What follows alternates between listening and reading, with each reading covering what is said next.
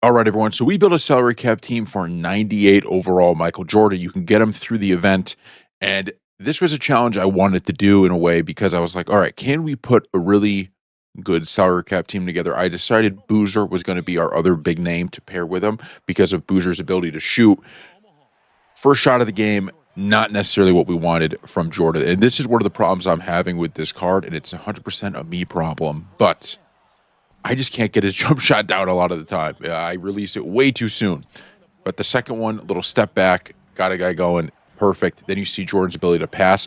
This card, when he goes to the rim, is very, very dangerous. He could rise up and dunk. He could finish at the rim, and of course, he can make passes like that. So this card, you could D up anybody, can play, can score from anywhere on the court. Like it is a really, really good card. The only thing I can't get down is that jump shot. And so for some, that probably won't be a big deal. Maybe they're better at getting his release down, and hopefully I'll be able to. But the one thing I do like about this card is, like I said, when he starts attacking the rim, I mean, I guess that one wasn't great, but I wasn't using the screens properly. But when he starts attacking the rim, he is tough to deal with, and he makes play after play after play. So as you can see here, we're up one, and we give up.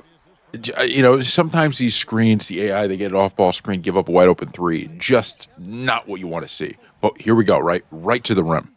Not many cards are attacking the rim in the fashion he can. Look at this, another rim run, rim attack. You get him out in the fast break, he is going to do some pretty serious damage.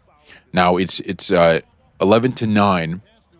We were trailing, and I'm like, look, we got to make some freaking plays here, right? So we get a stop, we get Boozer, to get a big board, and Boozer comes down and he says, let's find Jordan, right? Can he get to the rim? We're going to pass that out.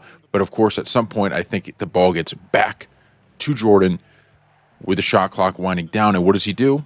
Makes a nice little pass into the pick and pop. That's the effect that this 98 overall Jordan card can have, because they don't want to see him, right? They don't want him going to the rim. So you're going to get some open looks. When you get that release down, I mean, he could just score from anywhere. That was very solid, tied up the game, but we're still trailing here by 2. But we find Boozer. That's why we paired him with Boozer. Loved pairing him with Boozer for that exact reason.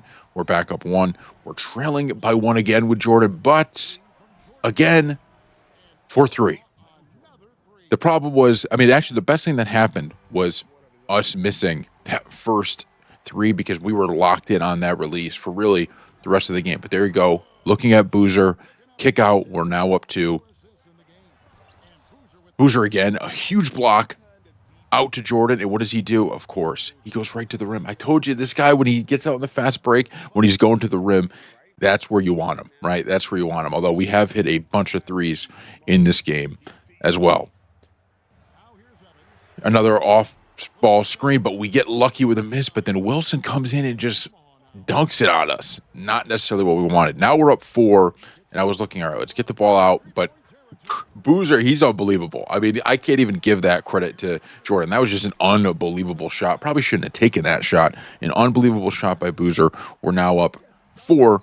Go back to Jordan, and you're going to see, once again, my view, the best part of this card is if you get him, if that defender is not standing in front of him and he's on the hip, Jordan is attacking the rim and either finishing with a layup or dunking.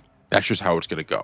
We're now up 6, and we're getting close to that target score. So we're like, all right, let's lock in. Let's do what we have to do. And once again, I probably should have hit Boozer looking back, but Jordan just making the right decisions, right? That's why you have Concanipo on the lineup. And then to end in fitting fashion, you give it to Jordan. And what does he do?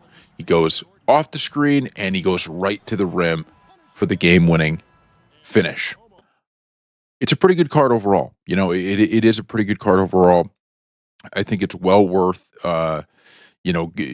getting the event card, especially if you're offline. Like, especially if you are offline playing this game, you want to get that event card. No questions asked. The only downside I found with it was, and like I said, it could just be me, is it took me a little bit to get that release down, and it just feels like if you're, like even using his whole repertoire of getting the mid-range jumper, the pull-up jumper, all of that, it took me a little to get used to that. But other than that, no complaints. And 98 overall Michael Jordan, it is a perfect way to get the GOAT in your collection.